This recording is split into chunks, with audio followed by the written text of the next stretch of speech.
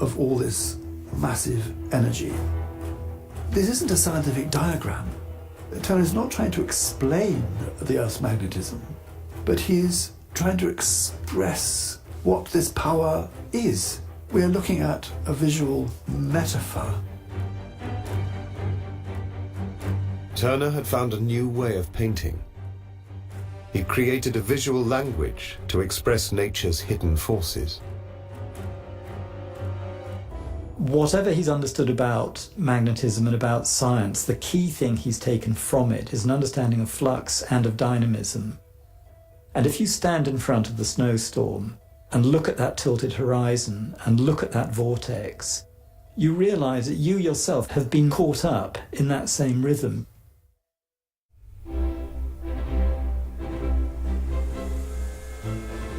By 1840, Turner, now in his 60s, was making regular trips to Margate, a seaside town on the Kent coast. He'd been visiting Margate since his childhood. Now it was a second home. The thing about Margate is Margate's very gritty, and it has really strange light and amazing sunsets, and it's got a lot of fecundity in the atmosphere. There's something sexy about it, and I think artists and people pick up on that. In Margate, Turner settled in with a new mistress, Mrs. Booth. This may be a picture of her. It's part of a stash of erotic drawings by Turner, found after his death. Of course, when he became close to Mrs. Booth, his landlady in Margate, he used to call himself Admiral Booth and pretend to be a retired naval man. There are stories late in life when he was getting more and more reclusive. If he took a cab, he would get it to drop him off several streets away so that people wouldn't discover his real identity. Turner loved to cultivate this air of mystery. Few people were allowed to see him at work. But one artist who did was Edward Rippingill, who witnessed Turner putting the final touches to one of his paintings. In one part of the mysterious proceedings, Turner, who worked almost entirely with his palette knife, was observed to be rolling and spreading a lump of half-transparent stuff over his picture. What is that he's plastering his picture with? Presently, the work was finished. Turner gathered his tools together, and then, with his face still to the wall, went sliding off. All it was for these witnesses was a master magician doing something that they couldn't comprehend. Okay, you want to see how it's done? Here's how it's done.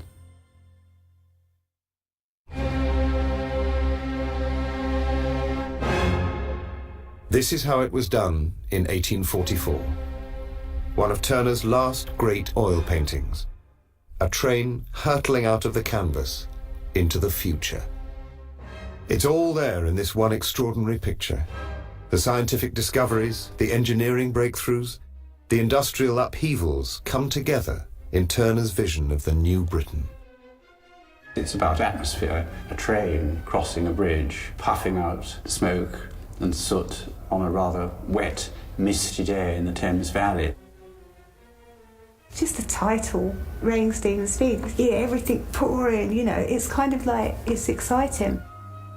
It's hitting the same note as Temeraire, so you have the kind of the world of old motion drifting along in that little boat. Well, it's sort of coming along. The firebox has almost eaten through the casing of the engine chassis as it roars towards you. This is the Great Western Railway. This is Brunel's fantastic engineering achievement. It's the jewel in the crown of the railway system. The railway bridge over which the train is going is Isambard Kingdom Brunel's. So it is a homage to one of the defining figures of Victorian Britain. When this picture is painted, we're just about a decade and a half into the history of the railways. I mean, remember, before the railways arrived, nobody had gone faster than a horse could gallop. And now we have these railways that, even by 1844, when this picture is done, are going 30, 40 miles an hour, and they're soon to go 50, 60 miles an hour. unheard of speeds. It really is transformational. The Great Western was even responsible for standardizing time. There was a time difference between, say, Exeter and London of about 15-20 minutes because it was set by the rising of the sun. And it was thanks to the Great Western that we have Greenwich Mean Time.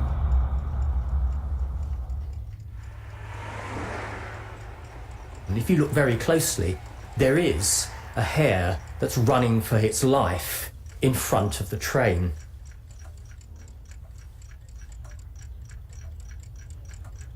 I mean, the hare is, in Britain anyway, the fastest natural animal. So you've got this contrast between the modern industrial speedy machine and the natural speedy animal.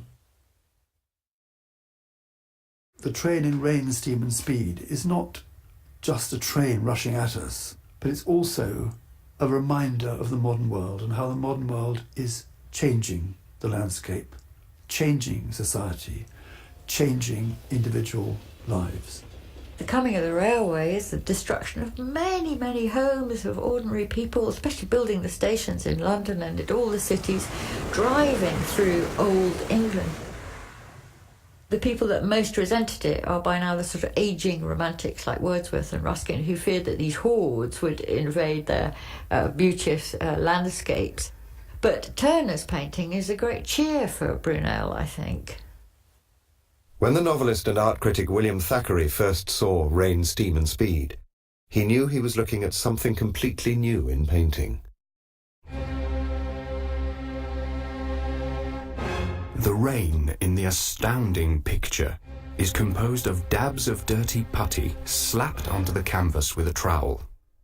The sunshine scintillates out of very thick, smeary lumps of chrome yellow. The world has never seen anything like this picture. He's using paint to make us feel what it was like to be there. I mean, Thackeray commented on the fact that when you got up close to the picture, you really couldn't get away from the thickness of the paint. We shouldn't say that only Impressionism and the modern movement had these revelations. I think what makes Turner extraordinary is that he came upon these understandings in the 19th century. You look at the rest of Victorian painting around this time, including mates of his like Wilkie, who he loved. I mean, it's pathetically rudimentary and laborious and literal. The notion that you, as a fellow, of the Royal Academy, would make this kind of maelstrom of paint and deliver it as art. You tell me, who else is doing that? No, the answer is no one. And it isn't simply nice little curlicues of smoke coming out of a funnel. It's somebody who understands how steam power has harnessed heat and turned it into motion. Nobody else had found a way of painting that transformation. He wanted to sort of instinctively see if belching smoke and a cantering train would generate that kind of beauty. What he does is the industrial sublime. It's a kind of modernization, perhaps, of the sublime. It's making it applicable to a modern age, which is making scientific and technological advances and is learning to harness nature. The sublime usually presupposes the intrusion of something mechanical as the enemy. It's not the enemy for Turner. The most atmospheric of all of Turner's paintings, where all the elements come together, earth, air, fire and water, becomes a celebration of progress. For Turner, industry becomes the sublime.